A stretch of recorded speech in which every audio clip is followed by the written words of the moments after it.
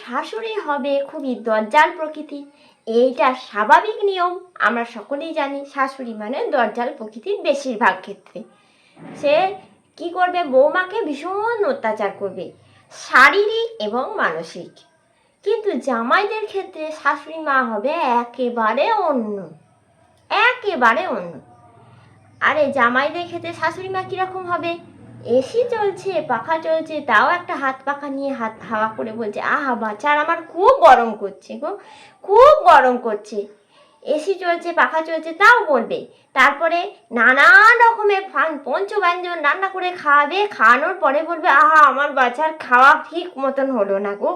তো দজ্জাল শাশুড়িরা জামাইদের ক্ষেত্রে এরকমই ব্যবহার করে, আমরা সেটাই যুগ যুগান্তরভাবে দেখে এসেছি। কিন্তু এই একটি মুভি আমাদের ধারণাকে সম্পূর্ণ বদলে দিয়েছে। কোন মুভি বলো তো? হ্যাঁ, ঠিক ধরেছেন। তো চলুন শুরু করা যাক। এটি শুরু হয়েছিল 2000 সালে হরনাথ চক্রবর্তী এবং SBF এর একটি মুভি, যার নাম শ্বশুরবাড়ি জিন্দাবাদ। হ্যাঁ, ঠিক ধরেছেন। এই মুভিটি 2025 সালে এসে আবার রিলিজ করছে। তার কারণ এই মুভিটা সেই সময় হয়েছিল ব্যাপকভাবে হিট, ব্যাপক হিট। সেখানে প্রসেনজিৎ চট্টোপাধ্যায় এবং ঋতুপর্ণা জুটিটি একেবারে দারুণ লেগেছিল। এই সিনেমার গানগুলি ছিল ভীষণ ভীষণ হিট। এখনো পর্যন্ত মাইকে এই সিনেমার গান প্রচুর শুনতে পাওয়া যায়। আর কে কে অভিনয় করেছিল? দজ্জাল শাশুড়ির ভূমিকায় অনবদ্য অভিনয় করেছিলেন অনামিকা সাহা। এবং এক্ষেত্রে সুন্দর একটি সুসভ্য শ্বশুরমশাই হিসেবে অভিনয় করেছিলেন রঞ্জিত মল্লিক, যিনি কিনা প্রচণ্ড রাগী শ্বশুর। মল্লিকের অভিনয় ছিল ভীষণ প্রশংসিত। এইবারে আসি মূল গল্পে। গল্পটা কি? আমরা সবাই শুনেছি যে শাশুড়ি মা জামাইদের ভীষণ আদর করেন, ভীষণ ভালোবাসেন। কিন্তু এই ক্ষেত্রে হয়ে যায় অন্য। এই ক্ষেত্রে জামাই ঘর জামাই হিসেবে থাকায় তাকে অন্য রকম ব্যবহার করা যায়। ছবির শুরুতে দেখা যায় দজ্জাল প্রকৃতির শাশুড়ি মা মানে অনামিকা সাহা, তিনি তার 2 মেয়ে রিনা আর মিনা। বড় মেয়ে রিনার সম্বন্ধ করেন একটি খ্যাপা ছেলে, মানে একটা অ্যাবনর্মাল ছেলে, মানে মাথায় ছিট রয়েছে, সেই ছিটওয়ালা ছেলের সঙ্গে নিজের বিজনেসকে বড় করবেন বলে নিজের বড় মেয়ের সাথে বিয়ে ঠিক করেন। কিন্তু নিজের বড় মেয়ে তার বিয়েটা অন্তত সারা জীবনের ব্যাপার বলে সে বিয়েটা অন্তত পক্ষে মায়ের ইচ্ছায় করতে রাজি হয়নি। তাই তার পাপাকে পরীর মতন করে বাবার কাছে অনুরোধ করে, বাবা আমি এই বিয়েটা করতে চাই না, আমাকে কিছু একটা উপায় বলে দাও। বাবাও জানলো যে না, মেয়ের বিরুদ্ধে আমি যাব না। মেয়ের ইচ্ছেকে গুরুত্ব দিয়ে বাবা মেয়েকে পাঠিয়ে দিল পাহাড়ে। চলে যা তুই পাহাড়ে, তোর হিরো ওখানে ইন্তজার করছে, চলে যা। বাবা তার মেয়েকে পাহাড়ে পাঠিয়ে দেয়। এদিকে অনামিকা সাহার মাথায় হাত। তার বিজনেস পার্টনার খোঁজ নিতে আসে যে মেয়ে কোথায়, মেয়েকে দেখতে এলাম, মেয়ে পালিয়ে গেল। অনামিকা বলে বন্ধুদের সাথে বেড়াতে গিয়েছে। একেবারে বিয়ের দিনেই আপনি আমার মেয়ের সাথে দেখা করবেন। বিয়ে একেবারে ফাইনাল করে ফেলে অনামিকা সাহা, তারপরে মানে দজ্জাল শাশুড়ি। কিন্তু এদিকে তার বড় মেয়ে যে ওদিকে নিজের বিয়ে পাকা করে ফিরবে সেটা উনি ভাবতে পারেনি। পাহাড়ে গিয়ে বড় মেয়ে রিনার দেখা হয় তার বরের সাথে, মানে বয়ফ্রেন্ডের সাথে। তার বয়ফ্রেন্ড অত্যন্ত ভালো ছেলে, গ্যারেজে কাজ করে, নিজস্ব একটা গ্যারেজ আছে। সেখানে পাহাড়ের খুব ভালো ছেলে বলে পরিচয় দেয়। পাহাড়ে রঞ্জিত মল্লিকের বন্ধুর বাড়িতে গিয়ে ঋতুপর্ণা ওঠে এবং সেখান থেকে তাকে রিসিভ করতে আসে, মানে ট্রেন স্টেশন থেকে রিসিভ করতে আসে প্রসেনজিৎ নিজে। খুব অদ্ভুত ব্যাপার। সেখানে প্রসেনজিৎ নিজে রিসিভ করে এসে তার বন্ধুর বাড়িতে তাকে ঋতুপর্ণাকে দিয়ে দেয় এবং সেখান থেকে তাদের আলাপ হয়, পরিচয় হয়, গল্প হয়। সেখানে মারামারি, ঢাসাঢাসি, ঢুসুম ঢুসুম ঢুসুম সমস্ত কিছু হওয়ার পরে প্রেম হয়ে যায়। প্রেম করার পরে ঋতুপর্ণা ভালো মেয়েটি সেজে বাড়িতে চলে আসে। এবং তার বাবা মাকে জানায় তার প্রেমের সম্বন্ধে। বাবা রাজি হলো, মা কোনোভাবে রাজি হয় না, কেননা তার বিজনেসকে বড় করতে হবে। ছেলে ভালো হলে তো আর হলো না, তার বিজনেস থাকতে হবে। একটা গ্যারেজ মালিকের সঙ্গে কে বিয়ে দেয়? একটা বিজনেসম্যানের সঙ্গে বিয়ে দিলে আরও বিজনেসের বড় উন্নতি হবে। তাই জন্য মা ঠিক করে বিজনেস ম্যানেজমেন্ট পড়া সেই খ্যাপা ছেলের সঙ্গেই বিয়ে দেবে মেয়ের। কিন্তু মেয়ে রাজি নয়। মেয়ে বলে আমি ওই ছেলেকেই বিয়ে করব, কিন্তু মা জোর করে মেয়েকে বিয়ের পিড়িতে বসাতে যায়। ঠিক সেই সময় বাঁশি বাজিয়ে প্রসেনজিৎ চট্টোপাধ্যায় এন্ট্রি। সজনী গো, প্রসেনজিৎ চট্টোপাধ্যায় কি করলেন, বললেন যে আমি আপনার জামাই, আমার সঙ্গে আপনার মেয়ে প্রেম ভালোবাসার সমস্ত কিছু, মানে সিঁদুরটা পরানো বাকি আছে, সব কিছুই হয়ে গিয়েছে। আর অফিসিয়ালি আমি এখানে বিয়ে করতে এসেছি, আমি আপনার মেয়েকে বিয়ে করব। অনামিকা শাখা বড় বড় চশমা, এই এত বড় ডাব্বা ডাব্বা চশমা পরে বলে, না, আমার মেয়ের সঙ্গে তোমার বিয়ে আমি কিছুতেই দেবো না, আমি ওই ছেলের সঙ্গে বিয়ে দেবো। কিন্তু বিজনেসম্যান সেই লোকটি তার খ্যাপা ছেলের সাথে বিয়ে দিতে রাজি হয় না এই রিনার, কেননা অলরেডি সে বিয়ে করে নিয়েছে। যতই তবুও ছেলে তো বিবাহিত মহিলার সাথে কিভাবে তার বিয়ে দেবে? তাই জন্যে তিনি বর নিয়ে চলে যান। অলরেডি মানে ওদিকে কি করবে, অনামিকা সাহা মেয়ে লগ্নভ্রষ্টা হয়ে গেলে আরও তার সম্মানহানি হবে। তাই জন্য প্রসেনজিতের সাথে বিয়ে দিতে রাজি হয়ে যান। তখন প্রসেনজিৎকে বলেন আমার বাড়িতে ঘর জামাই থাকতে হবে তোমাকে। প্রসেনজিৎ রাজি হয়ে যান। আরে বড় লোক বাড়িতে অ্যাশ করতে কোন মানুষ রাজি হবে না? নরম নরম গদিতে শোবে, গরম গরম টাকা পাবে, গরম গরম চা কফি খাবার নানা রকম পাবে। না, আপনারা যেটা ভাবছেন সেটা না। এই ছেলেটি ছিল অন্য ধাঁচের। এই ছেলেটি তার অহংকারী দাম্ভিক শাশুড়ি এবং শালীকে টাইট দেওয়ার জন্য বাড়িতে থেকে যায়। অনামিকা সাহা বিয়ের পর্ব মিটে যাওয়ার পরে প্রসেনজিৎকে টাকার লোভ দেখায়, বলে টাকা নিয়ে গয়না নিয়ে যত তাড়াতাড়ি পারো এখান থেকে কেটে পড়ো ভাই, চলে যাও, আমি আমার মেয়ের বিয়ে আবার ভুলিয়ে ভালিয়ে বড় কোনো বিজনেসম্যানের সাথে দিয়ে দেবো। প্রসেনজিৎ চট্টোপাধ্যায় টাকা গয়না সমস্ত কিছু লোভ বিসর্জন দিয়ে বলে আমি এইখান থেকে কোথাও নড়বো না, এইখানেই থাকবো। ব্যাস, শুরু হয়ে যায় যুদ্ধ বিজয়ের গান। তবে এই গানটার মধ্যে খাট ফাট ভেঙে টেঙে নানা রকম কাণ্ড করে এরপর শুরু হয় তার শাশুড়িকে টাইট দেওয়ার পালা। নানা রকমভাবে শাশুড়িকে টাইট দিচ্ছে, বিজনেস ব্যবসার দিক থেকে তাকে হেল্পও করছে, ব্যবসার দিক থেকে তাকে টাইটও দিচ্ছে, বাড়িতেও টাইট দিচ্ছে। শাশুড়ি যা যা ভালোবাসে তাই না করে, যা যা ভালোবাসে না, যা যা পছন্দ করে না তাই করছে। এই সব করতে গিয়ে শাশুড়ির সঙ্গে একটা দ্বন্দ্ব লেগেই থাকছে। টাইট চলো, এ তো গেল শাশুড়ির কথা। আর একটা আছে ছোট মেয়ে শালি, ঠিক মিনা, আধা আধি ঘরবালি। এই ঘরবালির আবার আধা ঘরবালা ছিল একটা, তো সেটা প্রসঙ্গে পড়ে যাচ্ছি। সেটা ঋতুপর্ণা তার বরকে বলে যে জানো একটা ভোলাভালা ছেলে ছিল আমাদের বাড়ির পিছনেই তার বাড়ি, তার সাথে প্রেম করে কয়েকটা দিন কাটিয়ে আমার বোন অন্য একটি বড় লোকের ছেলে দেখে প্রেম করতে শুরু করেছে। প্রসেনজিৎ চট্টোপাধ্যায় বললেন হা হা হা, এই তো সুযোগ শালিকে টাইট দেবার, শালিকে সোজা পথে ফিরিয়ে নিয়ে আসা। শালিকে সোজা পথে ফিরিয়ে নিয়ে আসার জন্য তার কলেজে রোজ যাচ্ছে এবং সেই ছেলেটি মানে টোটা রায়চৌধুরী, যে ছেলেটি ভূমিকা অভিনয় করেছিল, টোটা রায়চৌধুরীকে সঙ্গে নিয়ে শালির পিছু পিছু ঘুরছে। শালি কী করছে না করছে সমস্ত কিছু দেখছে। শালির এদিকে বড় লোক ভরত কলের সঙ্গে প্রেম করছেন সেটা তিনি ধরা পড়ে গেছেন, দেখতে পেয়ে গেছেন। এইবারে শালির আড়ালে ভরতকল যে তাকে টাইট দেওয়ার ব্যবস্থা করছে, মানে তাকে যে শালিকে যে ঠকাচ্ছে, সেইটা কিন্তু প্রসেনজিৎ চট্টোপাধ্যায় কথাগুলো বলার জন্য মিনা কিন্তু বিশ্বাস তো করেই না, উল্টে প্রসেনজিৎকে থাপ্পড় মেরে একবারে সোজা করে দেয় এবং অনামিকা সাহা তার কাজ চালিয়ে যেতে থাকে। উনি গুন্ডা পাঠান প্রসেনজিৎকে মারবার জন্যে। ভাবুন একবার, একটা হিরো সুলভ ছেলে তাকে গুন্ডা পাঠাচ্ছিস মারবার জন্যে। উল্টে বেচারা গুন্ডাগুলো পট পট করে মেরে মরে অ্যাম্বুলেন্স সমেত মানে হাসপাতালে ভর্তি হতে চলে গেল। আর সব থেকে ভালো লাগবে ইন্টারেস্টিং পার্ট যেটা, মুরগি খাওয়ার ব্যাপারটা। পেটের ভেতরে টাপাটাপ করে কাঁচা ডিমগুলো খেলো এবং প্রেগনেন্ট হলো। বাপ প্রেগনেন্ট হয়ে মুখ দিয়ে মুরগির বাচ্চাগুলোকে বার করে দিল। অদ্ভুত লাগলেও এখনকার দিনে এই ধরনের জিনিস কিন্তু দেখতেই পাবেন না আপনারা।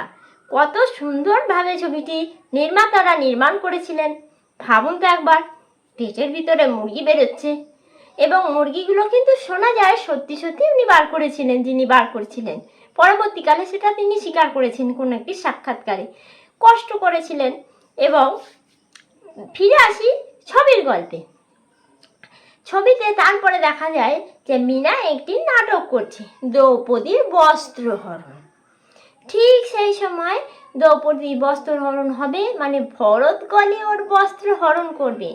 সেই সময় হনুমানের মতন করে কোথা থেকে প্রসেনজিৎ স্টেজের উপরে উঠে সমস্ত কিছু লণ্ডভণ্ড করে দেয়।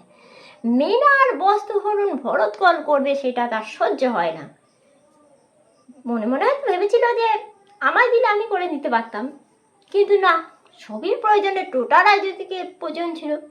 তাই টোটা রায়চৌধুরী যাতে তার আদি ঘরবালির পুরো ঘরবালি হয়ে যেতে পারে, ঘরবালা হয়ে যেতে পারে, সেই ব্যবস্থাই তিনি পুনরায়ভাবে করতে লাগলেন। ওদিকে ভরতকল প্রতিদিন একটার পর একটা মিথ্যে বাহানা দিয়ে মীনার কাছ থেকে, মানে ওই ঋতুপর্ণার বোনের কাছ থেকে টাকা নিয়ে যাচ্ছে। এটা ওটা সেটা বলে, মায়ের শরীর খারাপ, বন্ধুর শরীর খারাপ, এই বলে মোটা টাকা নিয়ে যাচ্ছে। সেটা যে প্রসেনজিৎ দেখে ফেলেছে সেটা তো ভরতকাল জানতে পারেনি। তাই একদিন চুপি চুপি মীনাকে চাক্ষুষ সেটা দেখায়। শুধু তাই নয়, টাকা তো নিয়েছে, উল্টে অন্যান্য মেয়েদের সাথেও একইভাবে প্রেম করে টাকা নিচ্ছে, সেটাও মীনা নিজের চোখে দেখতে পেয়ে যায়। এবং প্রচণ্ড কান্নাকাটি করে জামাইবাবুকে অনেক ধন্যবাদ দিয়ে এবং টোটা রায়চৌধুরীর সাথে প্রেমে পুনরায় লিপ্ত হয়ে বাড়ি ফিরে এলেন। এদিকে অনামিকা সাহা ভাবলেন যে আমাকে তো জামাইকে বার করতেই হবে, যে কোনো উপায়ে জব্দ করতে হবে। আহা, এর মাঝে বলে রাখি, শুভাশিস চক্রবর্তী এবং তার যে খেন্তি ছিল পার্টনার, ওনাদের অভিনয় দারুণ। খেন্তি ছিল প্রসেনজিৎ চট্টোপাধ্যায়ের দিকে, আর শুভাশিস চক্রবর্তী ডুয়েল টাইপেরই ছিল, মানে এদিকেও ছিল ওদিকেও ছিল, এদিকে বেশি, মানে শাশুড়ির দিকে বেশি। অবশ্যই তার টাকা দিচ্ছে, তাকে খাওয়াচ্ছে পড়াচ্ছে, তো সেটা তার দিকেই বেশি হবে। অনামিকা সাহার আবার একটা ভালো গুণ ছিল জানেন তো, কি না, মিউজিক না বাজলে তিনি ঘুম থেকে উঠবেন না। তো জামাই মশাই তো প্রত্যেক দিন নানা রকম হরিকীর্তন করে মিউজিক বাজিয়ে তাকে উঠানো অভ্যেস করে দিয়েছে। এইভাবে ছোট্টখাটো জব্দ করতে করতে শাশুড়ি জামাইয়ের কেমিস্ট্রিও ভীষণ মিষ্টি লাগে দর্শকদের। এইভাবে ছবিটি এগিয়ে যায়। এগিয়ে যেতে যেতে একদিন মানে অনামিকা সাহ প্রসেনজিৎ চট্টোপাধ্যায় রাস্তা ধারণ করে, কি না চাক্ষুষভাবে ঋতুপর্ণাকে এবং রঞ্জিত মল্লিককে বোঝাবে যে এইভাবে তিনি একদিন পার্টি রাখেন এবং পার্টিতে প্রসেনজিৎ মদ খেয়ে নাচানাচি করতে থাকে। কোন গানে? এই গানে নাচানাচি করে যাওয়ার পর ঋতুপর্ণা মনে মনে ভাবে আমি কি ছেলেকে ভালোবেসেছিলাম, আর কি মাতাল হয়ে গেল। তার মানে আমার মাই ঠিক ছিল, মাতাল ছেলের সঙ্গে আমার প্রেম হতে পারে না। মা আমায় ক্ষমা করে দাও, মা আমায় ক্ষমা করে দাও। মানে অনামিকা সাহা মুখে বলেছিলেন যে বিয়েটা মেনে নিয়েছি, আমি তার জন্যই তোমাদের পার্টি দিয়েছি। অতীত ঋতুপর্ণা গোলে জল হয়ে গেছিল। ঋতুপর্ণার তো মনে কোনো পাপ নেই, সে ভেবেছে যে আমার মাই ঠিক। এরপরে ভাবছে যে না, তাহলে আমার মাই ঠিক, প্রসেনজিৎই ভুল ছিল, আমি ভুল ছেলেকে চাষ করেছি, না আমি আমার মায়ের কথাই শুনবো। এই সময় প্রসেনজিৎ ঘুম থেকে ওঠার মতন করে, মানে মদ না খেয়ে সুন্দরভাবে মদের খাওয়ার অ্যাক্টিং করে দিয়ে তারপরে কি করলো, বলল শাশুড়ি মা, আপনার পুরো প্ল্যানে আমি জল ঢেলে দিয়েছি। মানে আমি এতক্ষণ ধরে মাতাল হওয়ার নাটক করছিলাম, আপনি সেটা ধরতেও পারেননি। তার বাড়িতে আমার ঘরের মধ্যে একটা যে লাগোয়া বাথরুম আছে সেটা আপনার জানা নেই কেন? জানা থাকবে কি করে? প্রত্যেকটা ঘরে ঘরে গিয়ে কি উনি বসে থাকতেন নাকি? উনি ভুলেই গেছেন বিজনেস কাজ কর্ম এই সমস্ত টাকা রোজগার করা এই সমস্ত করতে গিয়ে উনি ভুলেই গেছেন যে ওনার ঘরে কোথায় কি আছে সেটা জানতেও পারেননি। ওনার জামাইয়ের ঘরে, মেয়ে জামাইয়ের ঘরে যে একটা লাগোয়া বাথরুম আছে উনি জানতে পারেননি। বাথরুম থেকে বেরিয়ে আসার সময় তিনি দেখতে পেয়ে গেছেন যে জলের মধ্যে উনি ঘুমিয়েছে তার মদের নেশার দ্রব্য মেশাচ্ছেন, এটা তো দেখতে পেয়ে গেছেন। এবং এটা চাক্ষুষ দেখতে পাওয়ার পরে প্রসেনজিৎ বুদ্ধিমান ছেলে, তাকে জব্দ করা কি অত সোজা কথা? তিনি মাথার মধ্যে ধরে নিয়েছেন যে আমাকে মাতাল প্রমাণ করার জন্যই এই কাজটি করেছেন। তাই জন্য সমস্ত কথা ঋতুপর্ণাকে খোলাখুলি বলে থাকেন। এইবারে আসে বাকি ফ্ল্যাশব্যাক। বাকি ফ্ল্যাশব্যাকে জানতে পারা যায় যে এককালে অনামিকা সাহা এবং অনুরাধা দুই বন্ধু ছিল। রঞ্জিত মল্লিক পুরোটা প্ল্যান করে প্রসেনজিতের সাথে পুরোটা প্ল্যান করে ঋতুপর্ণার সাথে বিয়েটা দিয়েছে। মানে কেন দিয়েছে এটার প্রশ্ন আসে, তাই জন্য ফ্ল্যাশব্যাকে চলে গিয়েছিলাম। বাকি ফ্ল্যাশব্যাকে জানতে পারা যায় যে এককালে অনামিকা সাহা এবং অনুরাধা দুই বন্ধু ছিল। রঞ্জিত মল্লিক পুরোটা প্ল্যান করে প্রসেনজিতের সাথে পুরোটা প্ল্যান করে ঋতুপর্ণার সাথে বিয়েটা দিয়েছে। মানে কেন দিয়েছে এটার প্রশ্ন আসে, ব্যাক থেকে এসে জানতে পারা যায় যে অনামিকা সাহা আর অনুরাধা বন্ধু ছিল বললাম।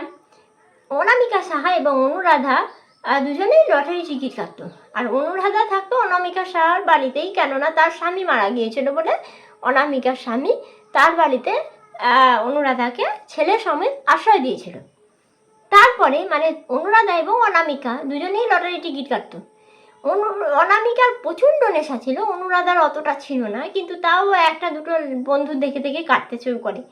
এবং অনামিকার কোনো টাকা পায় না। একদিন অনুরাধা লটারির টিকিটে জিততে থাকে, অনেক টাকা পায়, কিন্তু অনামিকা লটারির টিকিট কেটে জিততে পারে না। এতদিন ধরে লটারির টিকিট কেটেও অনামিকা কোনো টাকা পায় না, কিন্তু তার হিংসায় জ্বলতে থাকে মন। আমার বন্ধু কি করে আমার বাড়িতে থেকে আমার পয়সায় খেয়ে দিয়ে সমস্ত কিছু করে কি করে ও টাকা পেতে পারে না? আমি মেনে নেব না, ওই টিকিট আমার চাই বলে বরকে বলে ভোলা বরকে প্রায় একবারে দিব্যি টিব্বি দিয়ে বলে ওই টিকিটটা আমাকে দেবে আর আমার টিকিটটা ওর কাছে নিয়ে যাবে। শুধু তাই নয়, ওই যে টিকিট ফাঁকা টিকিটটি বন্ধুকে দিয়ে শুধু বন্ধুকে তাড়াবার জন্য হাতে চোর, আমি চোর বলে কী সব মানে লিখে দিয়েছিল। মানে টিভিতে দেখায় একটা লোহার রড শুধু পুড়িয়ে দিচ্ছে, এবার এরম করে বসিয়ে দিয়েছে। এরম করে বসানোর পরে কি করে আমি চোর লেখাটা হয় সেটা বুঝতে পারা যায় না। যাকে যা, ও অত বুঝে কাজ নেই। বোঝার বিষয় যেটা হলো, পরে এতদিন বাদে এসে মানে রঞ্জিত মল্লিক প্ল্যান করে প্রসেনজিতের সাথে তার বড় মেয়ের বিয়ে দিয়ে দেয়। এতদিন ধরে মানুষটি রাগটা মনের মধ্যে পুষে রেখেছিল, অভিমান, তার দুঃখ, তার লজ্জাটাকে মনের মধ্যে পুষে রেখে দিয়েছিল। ভেবেছিল মেয়ের সঙ্গে বিয়ে দিয়ে অনুরাধা দেবীর সমস্ত কিছু তাকে ফিরিয়ে দেবেন। মানে অনুরাধা দিদির সমস্ত কিছু হলে সেটা প্রসেনজিতেরই হচ্ছে, তাই তাকে সমস্ত কিছু ফিরিয়ে দিতে হবে। অনামিকা সাহা ধরা পড়ে গিয়ে লজ্জিত হয়ে ক্ষমা চেয়ে, গলবস্ত্র হয়ে ক্ষমা চেয়ে বলে ভুল হয়ে গেছে রে বন্ধু, ভুল হয়ে গেছে। জানে তো প্রসেনজিতের সঙ্গে লাগতে পারা যাবে না, শুধু শুধু জামাইয়ের সঙ্গে লেগে নিজের ইমেজটা নষ্ট না করে বরঞ্চ মেয়েই তো সম্পত্তিটা পাচ্ছে, এইটা ভেবে মেয়েকে ঘটা করে সম্পত্তিটা ফেরত দেওয়ার একটা চেষ্টা করলো ভালো মানুষ কই। কিন্তু ভালো মানুষ যারা হয় তারা মন থেকেই ভালো মানুষ হয়। তারা বলে না আমাদের দরকার নেই টাকা, তুই যেমন ব্যবসা সামলাচ্ছিস, তুই যেমন এত বড় সাম্রাজ্য সামলাচ্ছিস, টাকা পয়সা নিয়েছিস, নে তুই নে, আমাদের শুধু বাড়ির বউটিকে দরকার। তোর মেয়েকে আমার হাতে তুলে দে, আমার ছেলের হাতে তুলে দে, আমার ছেলে তাকে বিয়ে করেছে এবং তার সাথে সংসার করবে, এইটুকু হলেই যথেষ্ট। অনামিকা সাহা ভেবে গেল বাবা আমার রাজ্য তো অন্তত বেঁচে গেল, যাকে যা মেয়ে চলে যাক, কোনো ব্যাপার নয়। কিন্তু লাস্টলি তিনি ভালোই হয়ে গিয়েছিলেন। তো যাই হোক, পুরো সিনেমাটা কিন্তু দারুণ লেগেছিল বস, ক্লাইম্যাক্সে ভীষণ। পুরো সিনেমাটা জুড়ে অনামিকা সাহার অভিনয় একেবারে চোখে লাগার মতন, দারুণ অভিনয় ছিল। প্রসেনজিৎ চট্টোপাধ্যায়, ঋতুপর্ণা, অনুরাধা, ভরত কল শুদ্ধু, টোটা রায়চৌধুরী শুদ্ধু এবং অনবদ্য, রঞ্জিত মল্লিক, সবাই, শুভাশিস চক্রবর্তী খেন্তি হিসেবে তিনি অভিনয় করেছিলেন। এবং স্পেশালি আমার ভালো লেগেছিল সেই মুরগি বার করা মানুষটিকে, খুব ভালো লেগেছিল সিনেমাটি। এবং সিনেমার গানগুলো ছিল একেবারে দারুণ, super duper hit. Specially Babul সুপ্রিয়র গানগুলো তো অবশ্যই, বাবুল সুপ্রিয় এবং অলকা ইয়াগনিক, উদিত নারায়ণ সহ আরও সবাই গান গেয়েছিল এই সিনেমাতে। ভীষণ ভালো লেগেছিল, প্রত্যেকটা গানই খুব সুন্দর, প্রত্যেকটা গোটা গল্পটাই খুব সুন্দর, প্রত্যেকটা মানুষের অভিনয় সুন্দর। আর আপনারা চাইলে এখনও সিনেমাটা সুন্দরভাবে দেখতে পারেন। এখন আর ওই সিনেমা তো আর দেখতেই পাওয়া যায় না।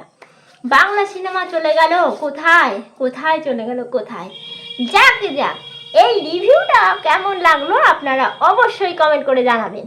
আর জানাবেন আরও কোনো সিনেমার রিভিউ যদি জানতে চান বা দেখতে চান বা আমার মুখে শুনতে চান, তাহলে অবশ্যই কমেন্ট করে লিখে জানাবেন।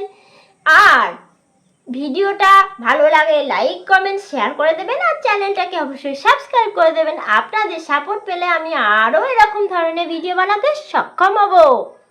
তো আজকের মতন টাটা বাই বাই, সবাই ভালো থাকবেন। আর সবাই মিলে বলবেন শ্বশুর বাড়ি। থাক থাক থাক, আর কপিরাইট মারতে হবে না। চ্যানেলটা সাবস্ক্রাইব করে দিন আর ভিডিওগুলো লাইক কমেন্ট শেয়ার করে দিন, ওটা করলেই যথেষ্ট। আর কপিরাইট মেরে কাজ নেই।